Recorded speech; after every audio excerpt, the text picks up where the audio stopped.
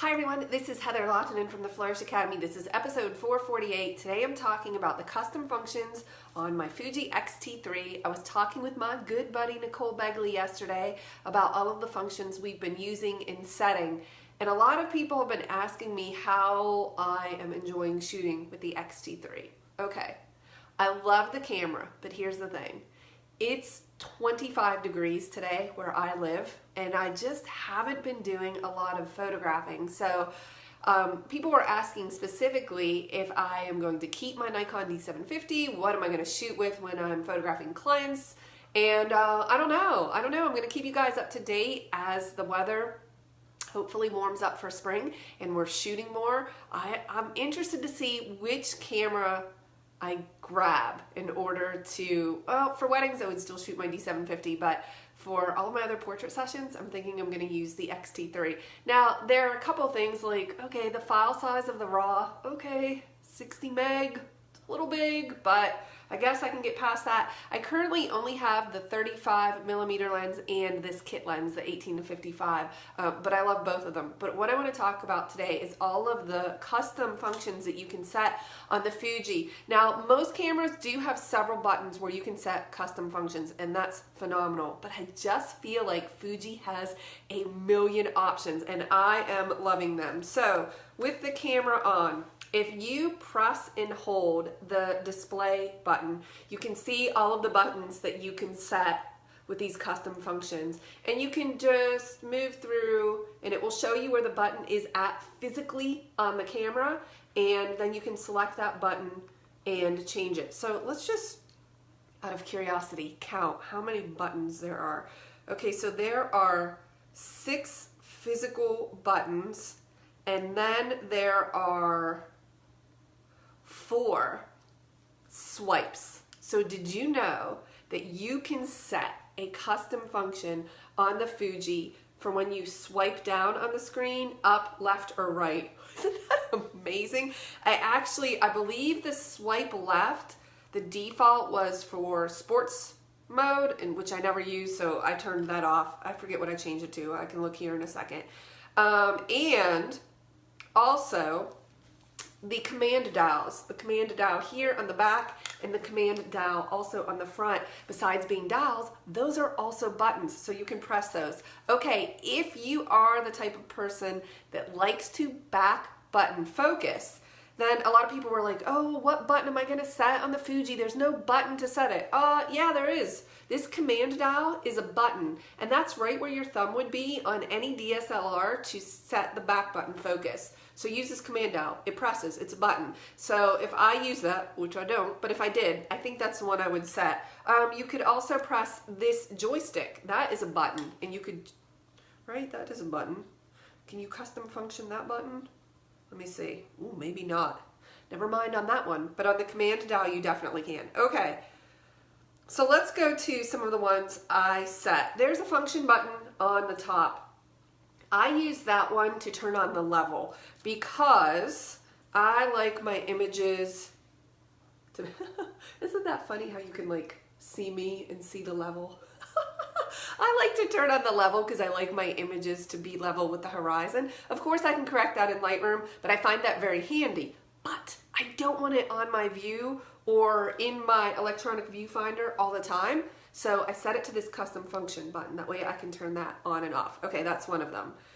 The next one I set is this button on the front below the command dial.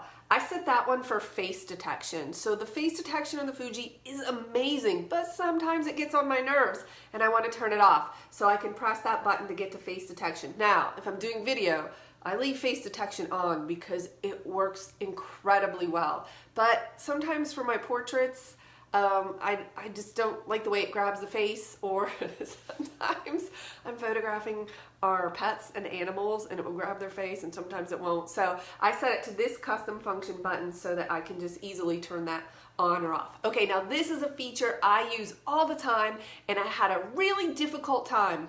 It wasn't that it was difficult, annoying. It was annoying to me when I had to get to the wireless communication settings because I like to be able to send these JPEGs to my phone to share on social media or do whatever I want with them. So I set this top button on the multi-select down, when you press up, see that? It's going to try to grab my phone. It turns on the wireless connection so that I can connect to my phone and do whatever I'd like. Previously, it just took a couple menu steps to get there. I found that very annoying, and it was something that I use all the time, so that's why I set it, which I have found to be very, very convenient. Okay, next, I set the left button on my multi-select dial for film simulations. I did some experimenting with all of the film simulations that Fuji offers, and I love them. So I'm really enjoying shooting JPEG on this camera because I'm getting the exposures right in the camera, so I'm not having to do a ton of editing, which means I don't necessarily have to shoot RAW in those giant 60 megabyte file sizes. So I play with those film simulations, and you can obviously see a preview of that before you take it, so you can see what it's going to look like. So I set that as my left arrow on the multi-select dial. Next, I have the right dial, the right button on the multi-select dial, and I have that set up to be, hold on, I'm pressing all these buttons. Manual, what did I do there? Oh my gosh, I almost forgot. This is like one of the most important ones. I set that to be preview exposure and white balance in manual mode, on or off. So 90% of the time when I'm shooting natural light, so I'm outdoors with portraits, I want to be able to see my exposure and my white balance in the electronic viewfinder. I want to see what it's going to look like. But if you're shooting with flash or off-camera studio lights, that doesn't work because your exposures aren't going to be viewable. They're going to look dark, but you know that you have external lights. The camera does not. So you want to turn off the preview exposure white balance in manual mode. So I have that set to on or off. That is super convenient for me. That's located in the screen settings. So if you are shooting in low light and you're using a flash and you're wondering what's going on with your mirrorless or why the preview isn't looking like what you're actually getting, it's because you're using light and the camera doesn't know what that's going to look like once it's exposed. So I have that turned on and off via that button. That's my right arrow key. I love that. Function 6, which is the down arrow, down on the multi-select dial, is my timer. I use that occasionally when I'm photographing family photos of us. So I find that pretty convenient. Okay, now this is interesting. The swipe up and the swipe down on the screen, I turned those off. You know why? Because I kept accidentally activating them. Now I can't remember what the defaults were when it came with the camera, but I have both of those. You can see that line through there. I have both of those turned off because it just kept getting on my nerves. So I have that set to none. Then we have swipe to the right. So I do have that, I do have that turned on. If I swipe to the right, I change, wait a second, I change that view? Yeah, I change the view. I change the indicators on the back of the screen or in the electronic viewfinder.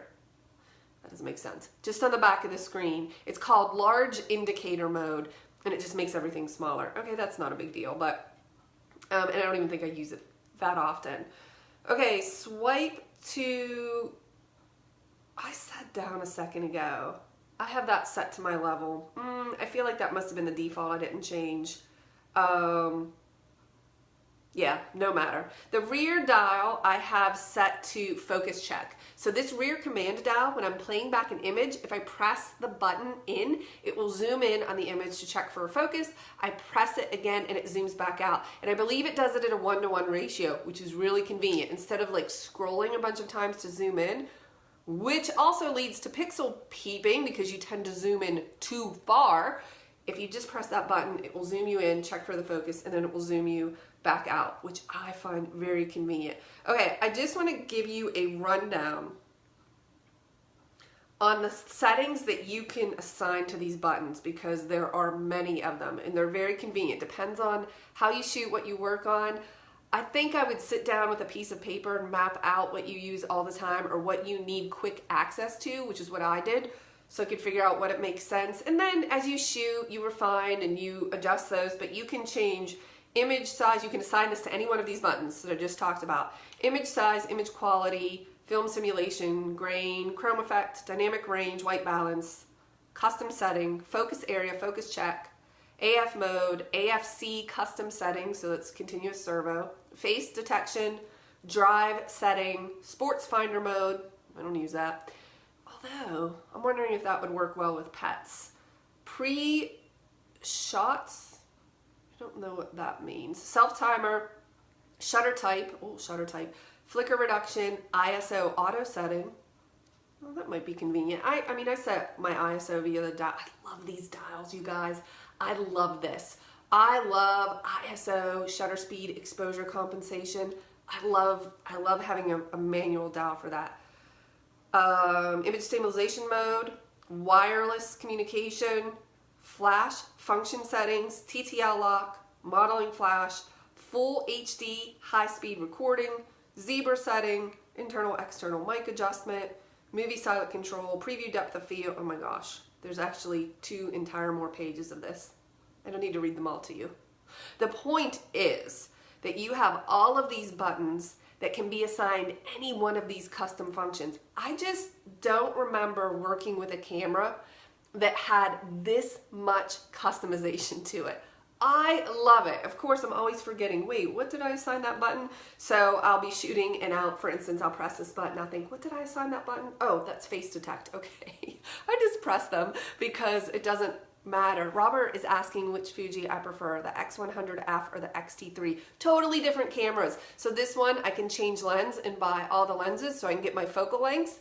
And with the X100F, I don't know if you can, it's up on that shelf. It's a fixed lens. It's a 23 millimeter on a crop sensor, so which equals a 35, and it's fixed. So, you know, they function differently. Now that one is lightweight and super portable. So when we were in Italy for almost 3 weeks last year, I took the X100F because I just wanted to be able to put it in my pocket and carry it very easily. If I'm going to photograph clients or something where I need or want a little more control, I'm gonna pick up the X-T3 because I can change lenses. Currently, as I mentioned earlier, I only have 2 lenses. This is the 18 to 55 kit lens, which, get it out of your head now, it is way more than the kit lens that you're thinking about from Canon and Nikon. It's Fuji glass, and it is amazing. And I also have the 35 f1.4. Is that a 1.4 or a 2.0? Darn if I can remember. I want to say it's a 1.4, but I love that lens as well. Next on my list is the 55 to 140 2.8. which is the 70 to 200 2.8 equivalent.